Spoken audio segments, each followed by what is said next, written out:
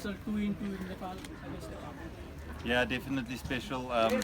I think if I go back a year from, yeah, definitely a special win. Obviously, if I go back a year from where we were today, we had 4-4 losses in Nepal, and to have picked up 4 points and get 2-2 against the home nation is definitely something that this group needs to be very proud of and savour. Yeah, I'd say that obviously not the perfect game of cricket, but we are renowned for pulling through in tougher conditions, and when it's tougher, we tend to respond quite well, and I thought we did that today as well. Putting Nepal 168 all out even after winning the toss, how did you feel? Did you think that was score enough you would chase? Yeah, I thought today's toss was probably a bit more of an even toss because the wicket continued turning, and yeah, obviously we're not the home nation, so we didn't have the exact information, but it still looks like probably a bowl first wicket with an early start. But with it continuing to turn, I think it was an even game, and that makes it even more proud for us as a Namibian team that we've beaten Nepal in more or less similar and even conditions and playing conditions. After the run out early on, it looked like you were focusing on boundaries rather than sneaking out runs from 30 yard, inside the 30 yard. So what was the plan early on chasing the While batting?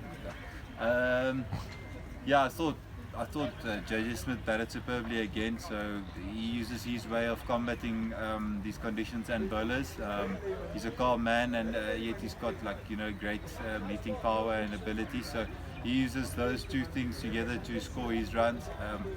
I'm a different player. I use my skills to score runs, and today I thought I have to get onto the attack, and I have to maybe sort of take a little bit of pressure off the batters on the other end.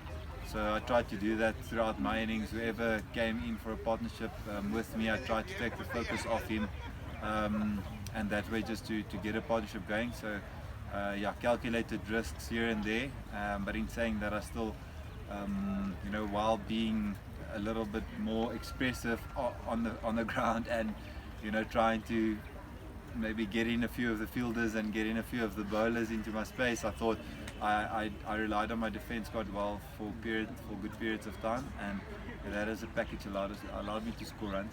But yeah, that's the name of the game. Cricket is different. Every player is very different. They use different ways of scoring runs. So my message always to the players would be to use their own way to score runs. You said you were expressive, and we saw that with the dismissals as well. You're a bit unhappy about few dismissals. What was in the middle that caused the dissatisfaction? Sorry. No, I thought it was some tight calls that probably didn't go our way today, but that's also the name of the game. The umpires unfortunately have to make a very tough call in the moment on the field.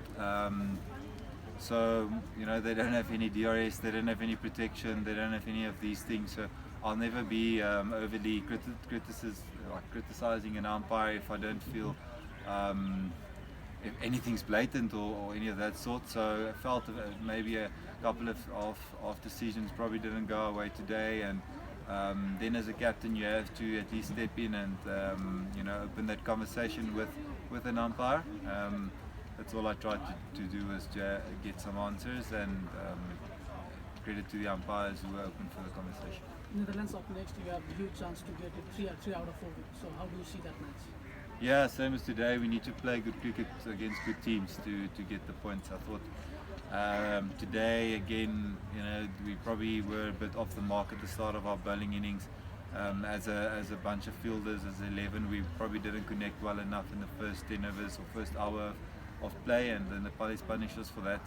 So I personally felt that probably had 30 or 40 runs too many on that wicket, and in knowing that while batting, I thought that run scoring would probably continue to be tough throughout, so you'd actually have to take the game on a little bit, and I tried to do that while batting, and JJ just complemented the chase a little bit, with his calmness and his demeanour, and a few lusty blows.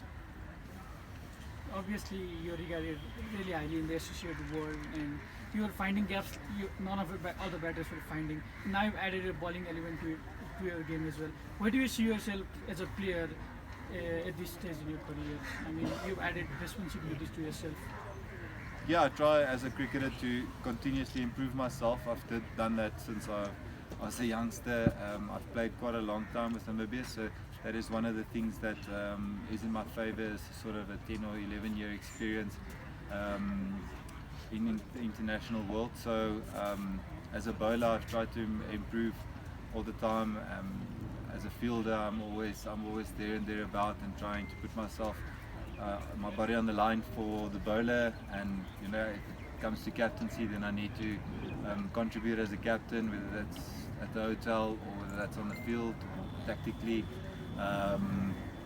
Yeah, I try to make myself as round as possible, I guess, as a captain, and as an all-rounder you need to try and do that and be four-dimensional sort of person in the changing room, and I guess it's nice to have, for myself it's nice to have 4 dimensions to be able to contribute in, because on any given day when luck doesn't go your way in one of the dimensions, then you still have 3 other pins to rely on and really contribute to the team.